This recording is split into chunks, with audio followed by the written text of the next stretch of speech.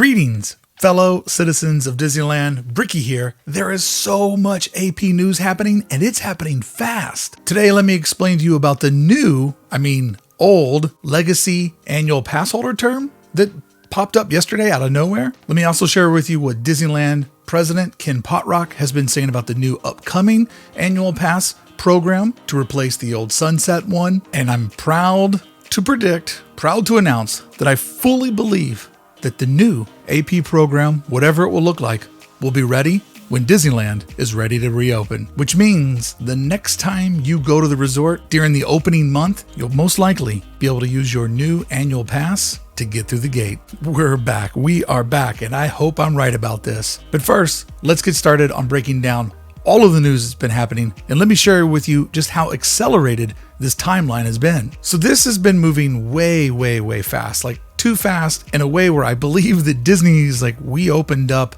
a big can of worms here. How do we put some of the worms back in the can? January 14th, Disneyland sunsets the annual pass holder program. Now, when I did my video explaining what that meant, I clearly said, this is just a pause. This will be a good thing. Don't panic. Don't freak out. But I was in the minority with taking that sort of stance. A lot of people did freak out. A lot of people did panic. And not only on YouTube and internet media, but traditional media really went with the headline, annual passes are gone. They're canceled. They're over forever, which is not what I think Disneyland was hoping with that original statement. So 125, just about 10 days later, the damage control starts to come in. Potrock did an interview with the OC Register that really sort of clarified a little bit what he was being loose with in the original statement. Also, around this exact same time, Disney started to push out that survey to select annual pass holders that somehow are lucky enough to get the emails. In the last video that I put up just a few days ago, when I was talking about the breaking news then, I said, I never ever get annual pass emails. I just can't get them. I wish they would spam me. They won't. I'm not alone. Unfortunately, there are so many other people like myself that are being ignored. I've already sent an email to Disneyland. I'm following this. New video coming when I get a response. And then just 2 days later, Potrock does an interview and gives even more details about the annual pass, which we're going to get into today. And then 128, the Legacy Annual Pass term is created, which we're going to explain right now. But that's 2 weeks. This is moving so incredibly fast, which I think is a very good sign that they regret the way that the opening statement came out and that they are trying quickly to patch the boat because they don't want to lose any of their annual pass customers. It's very good. It's very much in our favor that they're trying very hard to keep these lines of communication open because they simply don't want to lose us, can't afford to lose us. Okay, this is what the Disneyland Resort Legacy term is all about. If you had an active annual pass as of March 14, 2020, congratulations, you're now a Legacy Disney Annual Pass holder. So if you were then, you are now, congratulations. This is the legacy that you leave behind. Thank you for your loyalty and having been a Disneyland Resort Annual Pass holder during this unprecedented time of our park's closure. So this is the apology. We appreciate you hanging out with us while everything was turned upside down. We appreciate your patience. We're working for you. And also, if you read between the lines, please don't leave us. We still need you, and it feels good to be needed. To show our appreciation until new membership offerings are announced, we thought a couple of perks and a new title was in order. What they're saying is we're trying to find a way to retain you during this transitional period. They had to get rid of the traditional annual pass program. I'm not going to go into the details. I've explained it over in the other videos in this series. This is video 6. I've been tracking all the news on the annual passes for a while. So simply, there were a couple of major obstacles they just had to get over before they could reboot the annual pass program, which is where we're at right now. And all of the perks that they're talking about, AP Magic was something that was announced back in March 7th, 2020. They were telling everybody, hey, we're going to have all these new benefits for our annual pass holders. We can't wait to reward you when you come out of the park. And if you look at the timeline and what was happening in the globe, it might have been a way to say, We know we're probably going to have to close our park, which they thought was going to be for 2 weeks or a month. We're going to hit a year and some. It was probably a way to just say, hey, if things get weird over the next 2 weeks, don't flood the phone lines and try to cancel your passport. We're still going to need you. And when you get back, it's going to be even better than before. Didn't see that then because didn't know what was getting ready to happen. But they were teasing a new perks program, so I believe what we're getting was already in the works. So we're now going to finally reap some of the benefits of the don't panic, don't cancel your annual pass rewards program. And then the statement goes on to say, we're working on adding more magic during this limited time. Limited time is very important because this term is basically just to create a bridge, right? A bridge between yesterday and when the new annual pass program launches. They want to make sure that you still feel special, that you're still getting discounts, because we're a big part of how Disneyland California runs. They don't want to lose us, so they're trying to extend an olive branch while they reboot the system. It's pretty brilliant. So this is an easy way for them to retain you as a customer while they're developing the new product. So get ready to be surprised, delighted, and most of all, celebrated, because that's what being a Disneyland Resort Legacy Pass holder is all about. So hey, they're trying to make the best of a bad situation. I applaud them for that, and they're moving so quickly to do so, which I think is the best sign in all of this news. How fast the program is getting rebooted is so much more important to me than 20% off merch. So before we get into the reboot, let's talk about Ken Potrock. Man, do I feel bad for this guy. Disneyland president literally handed the keys to the car right before the car hit the wall. So recently, Ken Potrock, or Kenny, we'll call him, talked to the media and clearly wanted to get out this message right here. AP holders are our most important fans. Now, for those of you that hate us and have been calling me a pass hole over the last couple of weeks, Disney loves you. They love the out-of-towners. They love that you pump in the money in the hotels, that you buy more food than we do, you buy more merch. There's no doubt about it. When you come out for 2 or 3 days or a week, you just make it rain. But in between your thunderstorms of spin, spin, spin, we are the slow and steady, and the slow and steady always wins the race. Because you see, Disneyland California is a very, very unique theme park compared to all the other parks all around the globe. We all know that it's the 1955 original, but that gave it very, very deep roots here in Southern California. It's a multi-generational experience that I didn't understand until I moved here. And the park has now evolved 40 years of an AP program. The park is designed now around the annual pass holder. It is very much a locals park. We're the ones that pretty much, maybe to its, we're the ones that keep it pretty busy every single day between all of your vacations. And others are always welcome to visit, and I can't wait to see you when you come out to the resort. I'm there on Tuesdays. But no doubt about it, APs simply rule the park. And I don't mean that in a bad way, like we're a gang of street toughs, but the park very much caters to our lifestyle because we have made a significant investment in making Disneyland a major part of our entertainment offerings and the way we choose to spend our money. And by the way, California, 6th biggest economy in the world. If it were its own state, it would be one of the richest, wealthiest countries in the whole world. There is a ton of money here, and they rely on it. Disneyland is the DNA of the people here in Southern California and well beyond. You see, the park has evolved into a seasonal events park. Let me explain. Every month, there is a theme. Every month of the calendar year, there is something going on that you want to come out to. Nearly every week has a new release. It could be merchandise, it could be a limited popcorn bucket or a sipper, a new pen, a new sandwich, a new treat. Like, even if it doesn't apply to you, every week has something new that keeps everyone coming back. Well, not everyone, but people that it applies to. But they're going to get you one way or the other. Eventually, a weekly offering will happen that does speak to you. And every season is branded. There is now no longer an off season at the Disneyland Resort. Every season is branded. Every season makes you feel like you need to go out there to experience that season because our weather doesn't change. Disneyland does, to let us know, well, it's still hot, but at least It's soon going to be Halloween. And then over the last handful of years, as the park has really grown, every year has one big drop. Maybe it's a big anniversary or a big theme, a new parade, new attraction.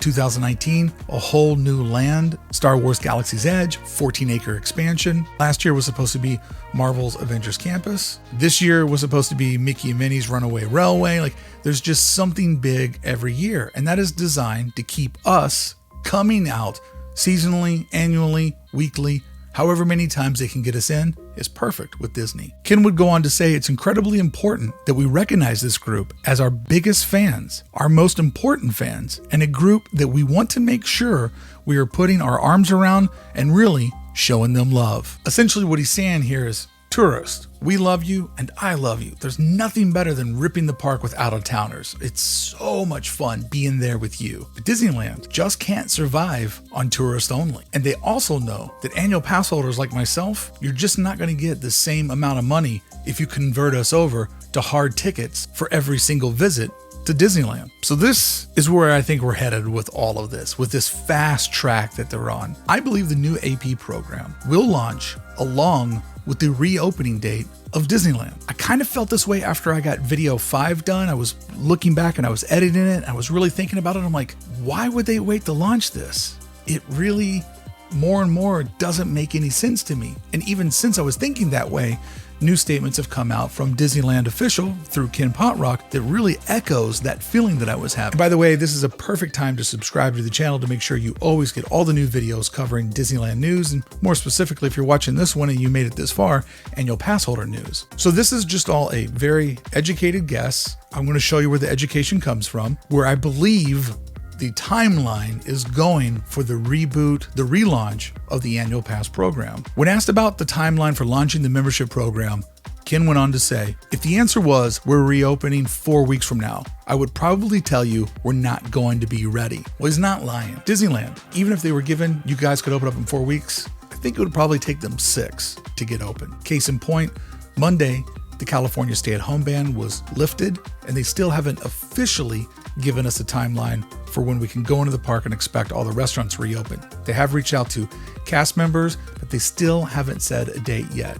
So I totally agree with him. 4 weeks from now, Disney's not going to be ready to reopen the park, much less reboot an annual pass system. If you told me that it was a little bit longer than that, our hope is to be ready. So I know I'm not making a crazy prediction when the man himself is saying our hope is to be ready, but I sincerely believe that they're going to do everything possible to make this deadline, and I feel comfortable putting my reputation and, even more importantly, my Disneyland expectations on the line that this is something that will happen. Ken would go on to say it's already in flight from a research perspective. Our hope is to develop it as quickly as we possibly can. And I believe they're going to have this time to get this up and off the ground. I mean, in my estimation, we are a while away from the park reopening. So I believe they're going to have the time to sort of get all of this ready to go when they're ready to reopen the park. Our hope is to be ready whenever we're allowed to open. That is our hope. Hey, Ken, it's my hope too, bud. There would be nothing better than seeing the park reopen and know that I've got a key to get back in. We are working all hands on deck to develop this as rapidly as we possibly can. Yeah, let's get it done, Kenny. Okay, so here's my thought on why I believe that there will be an annual pass ready for the reopening of Disneyland. If everyone already has to book reservations to attend, there's really not a difference between annual pass holders booking their dates versus hard-ticketed guests booking their dates. It's basically the same thing because Disney is able to control how many of each camp show up every day, and through algorithms, able to switch that percentage on the fly. So why would you risk losing your biggest fans by making them convert over to a hard ticket experience? So let's say that a hard ticket for reopening costs $150. Right now the tickets range from a little over $100, a little under $200, so we'll go with $150. A single day ticket would be more expensive each and every visit. It would just cost more, so therefore you're probably going to spend less each visit that you go out to the resort.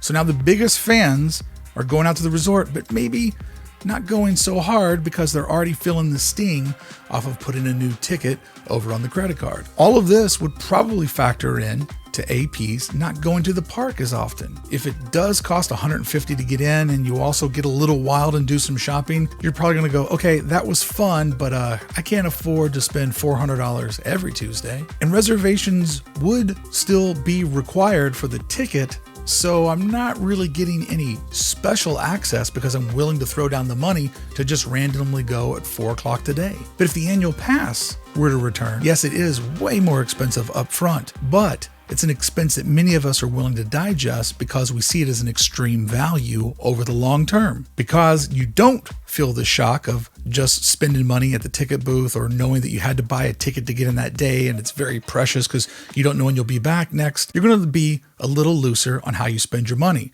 Now, you might not go hard and spend hundreds of dollars, but you'll also be returning more often. So, $40, $50, $75, $100 a trip, that does add up when you're going several times. And a reservation will still be required. But how many reservations, between how many windows, how many visits, that's all up to what you're willing to pay for up front. Locking Disney in to that bigger cash flow and know they have a guaranteed customer that's going to come back more and more often and spend more and more money. And after that original sting of $400 to $1,400 for your new annual pass goes away, you're back to spending like a drunk sailor on payday. Apologies to all the sailors. So to break it down from a business perspective, Disney gets more upfront money, more visits, which equals more money, but they also, and this is the important part, they get a way to control your access. Because the new annual pass, and you can see my last video where I break it all down, you're essentially paying for how many reservations you want to hold at a time and the window that you're allowed to book those in. Those two factors will basically equal how much you're paying. And with Disney being able to control the access of APs, Disney will easily be able to every day put aside a portion of that day's attendance for single ticket buyers and another portion for annual pass holders. Inside of that portion for annual pass holders, they will already know how many people are available to book that day, which will allow them to get a more accurate number of what they should put aside for APs. And even though single tickets in the short term would be a big win because it is more money per visit and it would yield a strong opening return over that first 6 months, that would eventually fall off and go away because people only have so much money and they can only do that so many times where they're like, I need to pump the brakes on what I'm spending out at the resort. And most importantly, from a business perspective, it is so important to get that big payment up front, because what if APs get burnt out on that extra expense? I mean, that's something that seems quite possible. But there's another factor. What if the new system of the park isn't what people quite remembered it used to be? Buena Vista Street was flooded with people on the first days, but then it quickly fell off. And I know that's sort of not the same, well, definitely not the same. You can't really compare the two, but it does show one major lesson learned. There are some folks that will not enjoy the new normal. Quite honestly, some people will return to Disneyland and they just won't like it like they used to.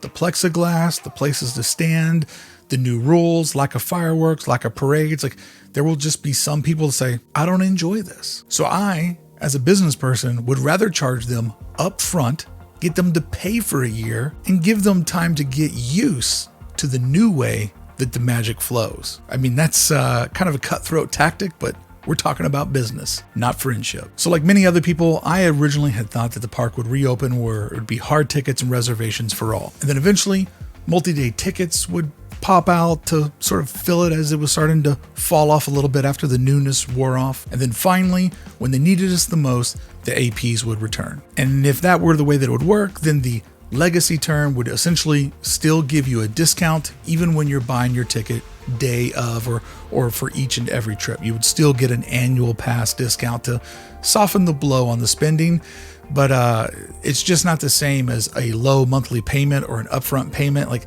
the ticket is going to burn. It's definitely going to make people shop differently, at least on the second or third or fourth visit. Going back to Ken Potrock, we're just trying to have time to create a new program that allows us to create something that we think is more customized and more appropriate going forward in this new normal, which is exactly what we've seen on the rollout of the new annual pass. The way that it's customized, the way that it's more appropriate. We'll break that down for you real quick. It's customized in that you pay for the amount of access that you want, but it's more appropriate in the way that they control how many people show up to the park every day. The reservation system is really going to save Disneyland. It's going to save the annual pass program.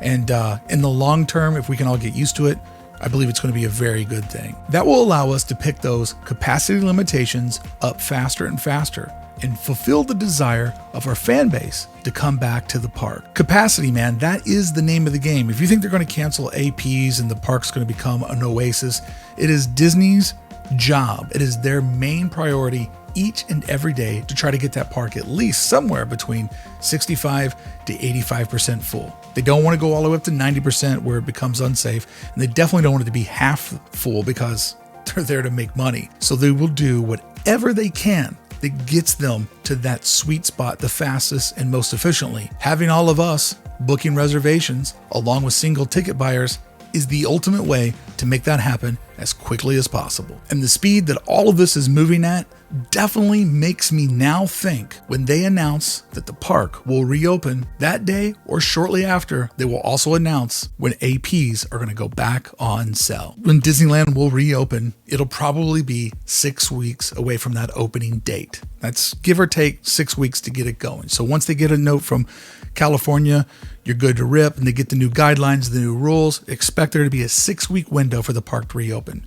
My current prediction is July 17th, 2021. It makes sense. It feels far enough away. If we can keep the vaccinations going and everybody can stay on top of things, it feels like a safe date. I also think that eventually California will have to buckle, and they can't keep all these businesses closed for much more than a year to 15 months. So once that new date is announced, I believe the new AP street date, when you can purchase your new annual pass, will also get announced. Maybe not on the same day, but within that week or so they can get another media boost, another injection.